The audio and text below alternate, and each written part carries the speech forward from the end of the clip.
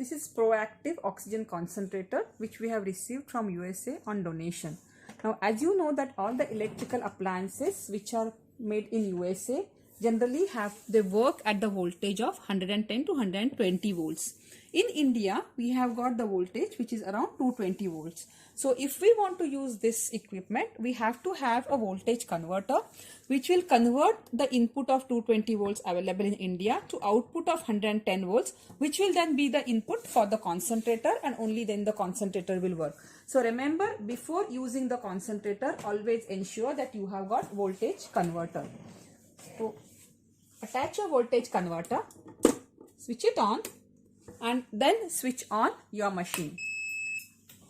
When you switch this machine on, you will see that your light will keep on flickering from green to orange to red, and that's because when you start the oxygen concentrator, when you start the flows, to begin with you will not get pure oxygen or 100% oxygen. It will be with the low concentration.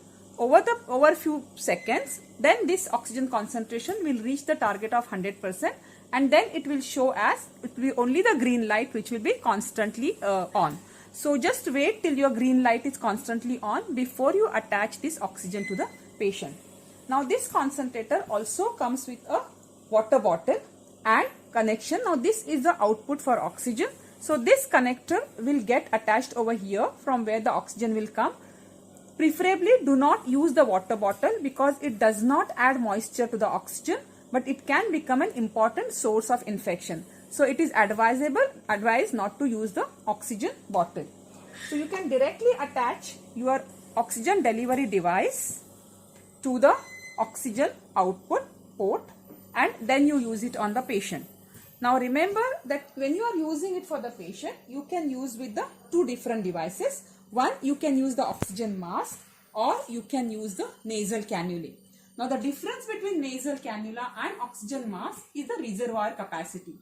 So your oxygen mask has got an external reservoir capacity which is around 50 to 60 ml, whereas your nasal prongs does not have the capacity. Generally when you breathe out, before you take next breath in, there is a few seconds gap which we call as end expiratory pause, and being the continuous output, continuous flows, during your end expiratory pause, when you are not breathing in, the gas tends to get wasted. Now if you are using the nasal prongs which does not have any capacity, this gas will go to the atmosphere, as against if you are using the mask, because it has got some capacity, that gas will get accumulated inside the mask. So the next breath that the patient takes in, he will get more oxygen. Generally, if your oxygen requirement is 1 to 2 liters per minute, in those cases nasal prongs is good enough. But if the oxygen requirement is more than that, as typically happens in COVID patients, so if you are planning to use this for a COVID patient, they will require 4 to 5 liters of oxygen at least.